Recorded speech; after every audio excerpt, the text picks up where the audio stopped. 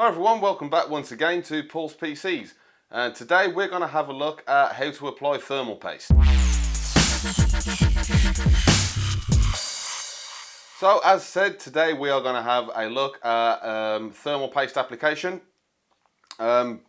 largely because, as with most of my videos, I find there's a little bit of potentially bad advice going around on YouTube on how to do this. So what we're going to have a look at is we're going to test out a few methods, probably the most popular method that's mentioned on most tech channels, and we're going to use a piece of toughened perspex to have a look at what the actual spread pattern is based on the various method of application that you might use. So without further ado, let's have a look at that. Okay, so as you can see, I've got here an older AMD motherboard. This is a socket AM2 with what was at the time a fairly powerful processor, an Athlon 64X2. Now the age of this isn't really all that relevant because it's practically identical in shape and size to a modern AM4 socket. The CPU that we're using isn't really the point, so the application is what we're going to look at. So let's start off this little experiment with some very cheap thermal paste. Not that it matters, because the spread pattern should be the same no matter what sort of paste you use. So let's have a look at what everyone sort of uses fairly often, which is a grain of rice sort of splodge in the middle. Let's have a look.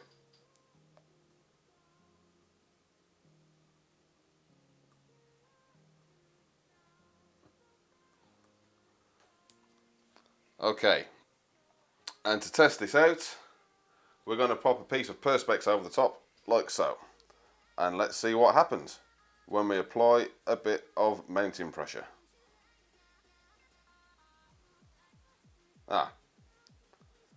Well, as you can see, let's give it half a chance.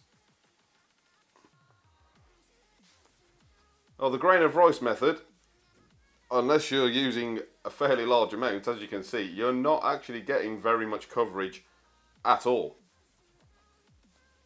You're just sort of getting a splodge right in the middle. If you're using this method, you're not getting great thermal contact between your CPU and the base of your cooler, as you can see right here. Right, let's clean this up and move on to the next one. Okay, that's all cleaned up, so now we're ready for test number 2, in which we're going to do a cross pattern.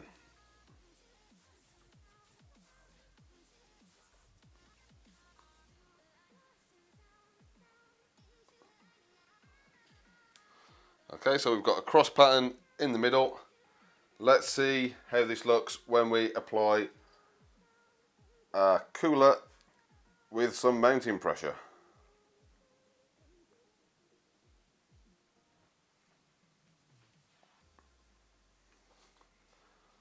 Okay, so as you can see, this is giving a much better coverage than the grain of rice. In fact, with enough pressure, that is almost covering most of the die. So if you've used this method, then it's much more likely that you've got a decent thermal contact between the two surfaces. Let's just peel that off of there. So yeah, we've got a much larger amount of coverage. If this thing shows anything, it's that a grain of rice is nowhere near enough to cover your entire surface when it comes to using thermal paste.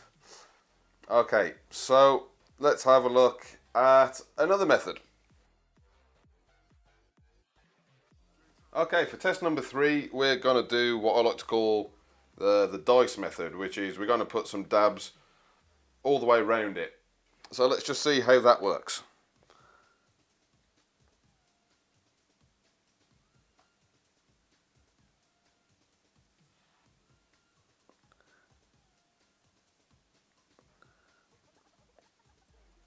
Put a bit more there.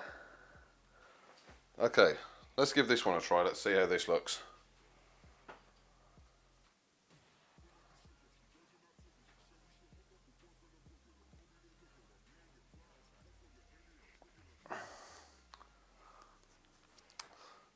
Okay, once again, this is at least better than the first method. Probably not quite as good as doing the cross method. Maybe if we put just a little bit more on there, we might have got a decent amount of coverage.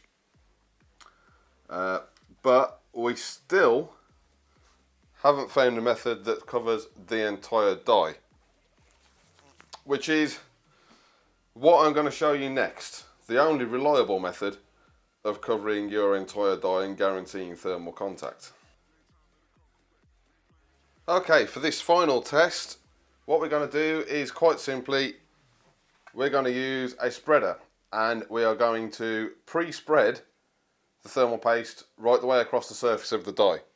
Now, it obviously sounds fairly self-explanatory that, of course, this is going to give what is probably the best amount of coverage, because you are making sure the die is covered before you even start. Well, let's have a look at it anyway.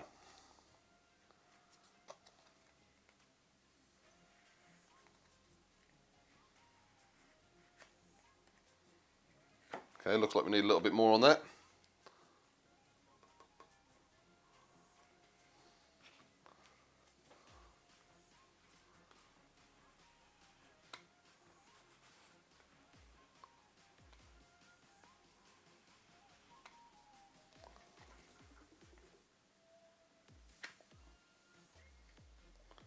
Okay, so that die is covered. Let's see how this looks underneath a little bit of mounting pressure.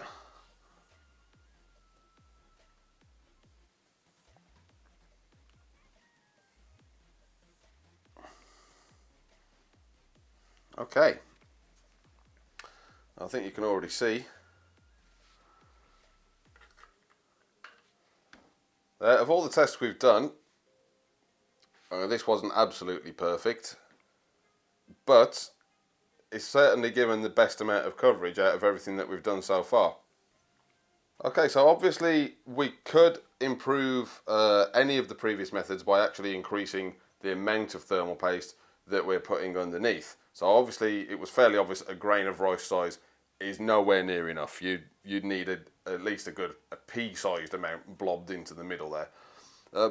The only issue that you get, in my opinion, with anything where you're applying a lot of paste onto here, so if you're doing the cross method or the dab method or even putting a big one in the middle, if you're putting enough paste on there to spread out and cover that die, the only way that you're going to do that is by putting enough on there that it actually squeezes past the edges and makes a mess all around the base of your CPU.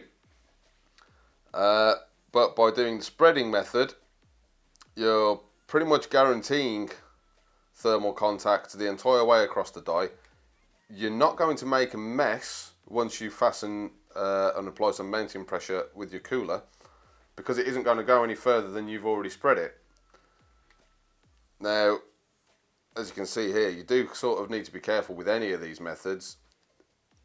This has kind of missed out a little bit right there, so I probably should have spread that out slightly better than I did, and it's something that I'll have a look at the next time I'm actually mounting a CPU cooler. But yeah, if you've used that grain of rice method on your CPU cooler and you're not getting great thermal temps with your Arctic MX4 or Thermal Grizzly thermal paste, well, the reason that you're not getting those good temperatures is because you haven't got a good thermal contact. So it might be worth taking that cooler off and having another look. Alright guys, so as you could see, we've tried out 4 different methods for thermal paste application. By far the worst of all of them was probably the most commonly mentioned one, which I do find strange that people would mention that so often.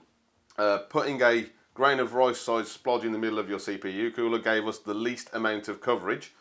A cross method was actually pretty good. In fact, pretty much every method other than that gave a fairly good amount of coverage. Obviously the most reliable one being pre-spreading the thermal paste before you start. Obviously this wasn't a perfect test. There is some flex to this piece of Perspex that I've been using that you wouldn't get with a CPU cooler, obviously made out of metal. You're not going to get that slight flexibility that I'm getting when I'm pushing down on this. You're also not getting perfect mounting pressure, but the idea of the experiment still stands. So this method should actually be fairly self-explanatory, especially if you look at stock coolers or like AIOs or anything like that you might have had. What you tend to get is, on most of these, you'll get some pre-applied thermal paste, and it will always be a large square or a large circle that already covers most of the cooling surface that you're about to mount onto. And obviously they know the reason for that is that if it's pre-spread, you're going to get a good thermal contact. So if you have used the grain of rice method, you might want to have a look underneath your cooler and try out probably spreading it, or you at least using the cross method to get some better results, because you're just kind of wasting your thermal opportunities, shall we say, by applying such a small amount of thermal paste. Okay, so hopefully you found that informative and a little bit enlightening. I have got some more content coming up for you soon, so until next time, see you later.